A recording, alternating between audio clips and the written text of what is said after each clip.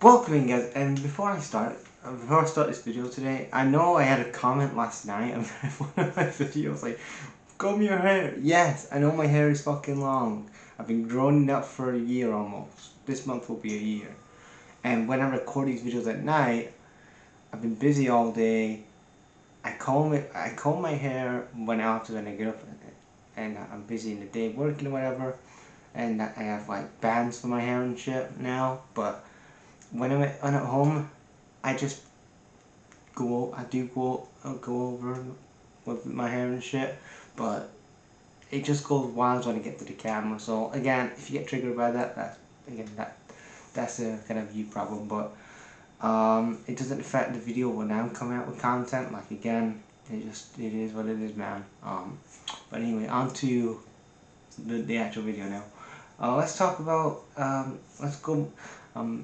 let's talk about the quarterback class again in this draft class. Let's talk about Riley Leonard. Now he's 21 and I think 4 months. I think maybe so he's 22 years old. So he is young. He's a young quarterback in this draft. It's not like It's not like he's not older. He's not an old quarterback. But he's young. He's 22 and a few months old. So he's a good age. The games I watched him on were Virginia, Stanford, Ohio, Florida State, Penn State, Georgia, USC, Texas A&M, Purdue, Georgia Tech. So they're all the games I'm going to talk about, all the games that I watched him off and going off my opinions on. So like I did and all the scouting reports I've done, they're on the description box. So let's go into his strengths for a minute. His strengths, first thing what I really liked on his tape was he has an elite he has an elite athleticism with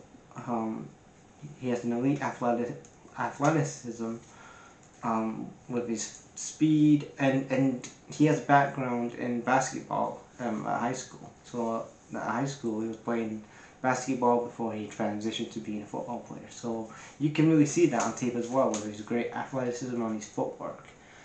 His base basketball background comes out, especially if you want to go back in one game I would recommend is the UCS game. The UCS game when the linebackers, again, when he's going up against some really tough linebackers in USC, he breaks through with his great footwork and he makes a great play. Another thing that really I liked on his tape was his nasty deep ball. He's a nasty deep ball thrower, and he can consistently drop in the bucket.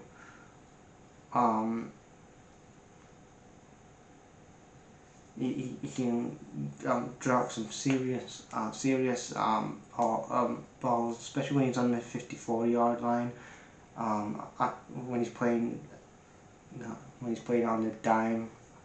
When he was on the 54-yard against Penn State, the game was tied at the time, and then here comes Riley Leonard, and he gets a big deep ball throw to the receiver, and ultimately at 54 yards, and then ultimately that ties the game at Penn State. Apologies. So again, like I said before, I like his footwork from his basketball background. Especially when he was up against the USC linebackers, and that great deep ball throw he made against Penn State to just tie the game in 54 yards was great. One other thing I liked is pre-snap. He's very pre-snap savvy, who can diagnose defense leverages and coverages, and he shows a lot of, especially when he's doing it when he's doing his pre-snaps and he's diagnosing the defensive leverages.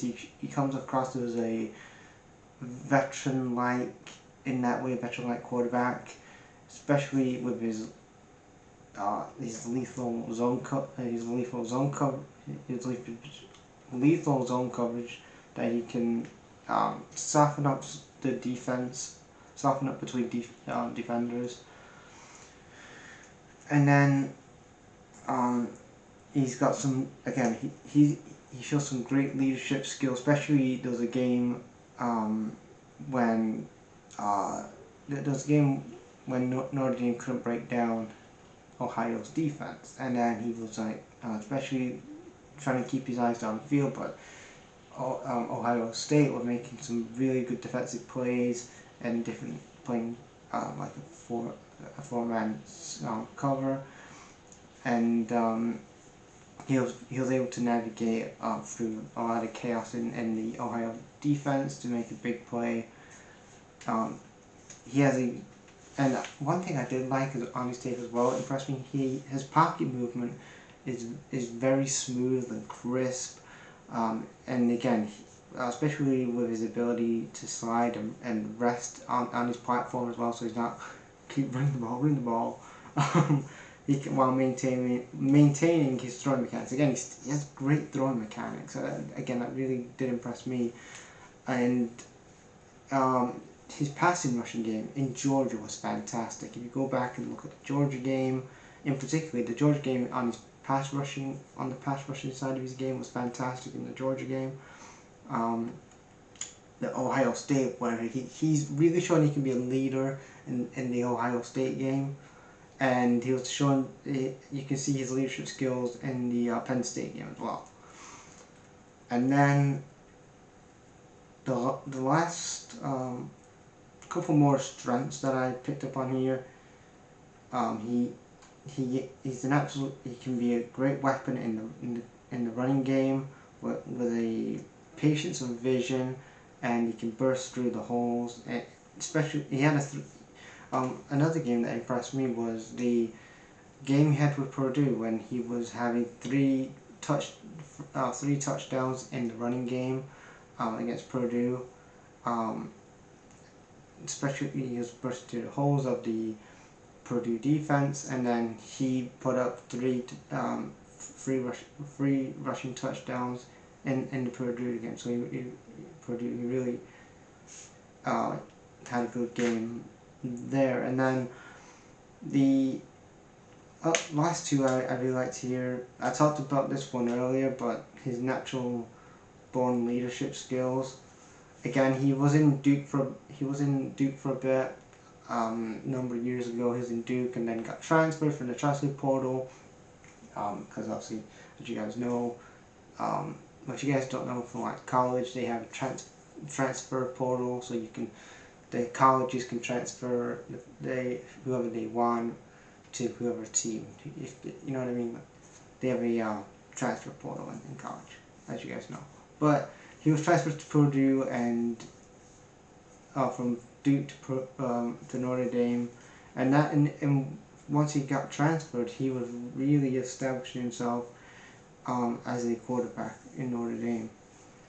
And then he's a quick processor who can get the ball out on time with rhythm and great with rhythm in his passing game, and he does that fantastically, working down the middle of the field, especially looking consistently down the field against zone coverage.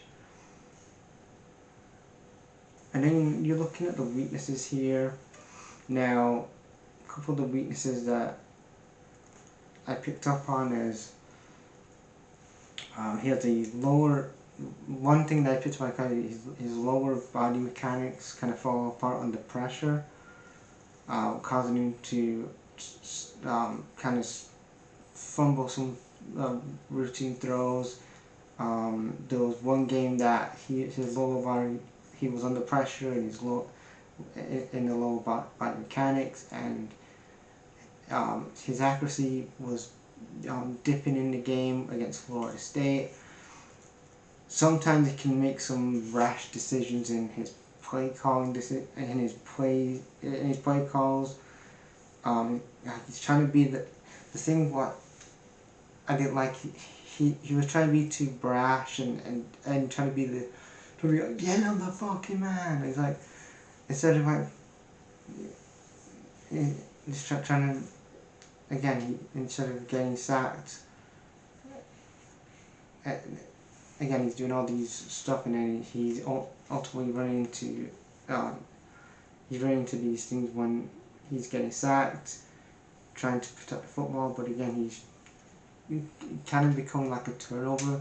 Again, there's a couple of quarterbacks that do it where a lot of the time where they're trying to do all these heroic things and trying to be fucking making some good, thinking they're making a good call when they're not, and they turn over the ball so many times. That happened with Jared Goff with the Lions, and that frustrates me.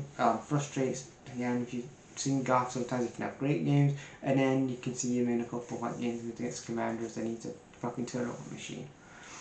And this is what I'm looking at with Leonard, with Ryan Leonard here. He sometimes his decision making can make him have a lot of turnovers in the game. And then a couple more here. His mechanics from under center. His mechanics from the under center need serious works. Sometimes he can rush into his footwork. That leads into several misses on his layups and his routes. Especially, he didn't have very good. His under center performance against Virginia Tech, and his route timing wasn't the best. So again, that's something that he needs to work on his mechanics when he's under the center. And then he can get stuck on sometimes as well. But I saw him this he can get too stuck on his first read too often, and he can miss open receivers. Like if he's stuck on one particular read for so long, so many people that can be open, and then he ultimately breaks too late, and he's repeatedly doing that. That was happening against Georgia when he was doing when they was doing like a disguised coverage post snap scheme. And then the summary here. So the summary I've come up with is, again, he has some raw tools to be an NFL starter. Like, you can see him kind of being a dual threat. He has like dual threat abilities. If his athleticism, especially from, like I talked about, his basketball background, like, you'd see him being a starter. Maybe, like, I don't know where.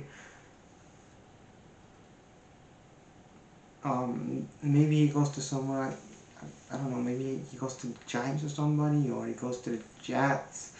I don't know, but really, to me, he's probably like a 4th round pick, and you have to really work on his lower mechanics and his under center like performances.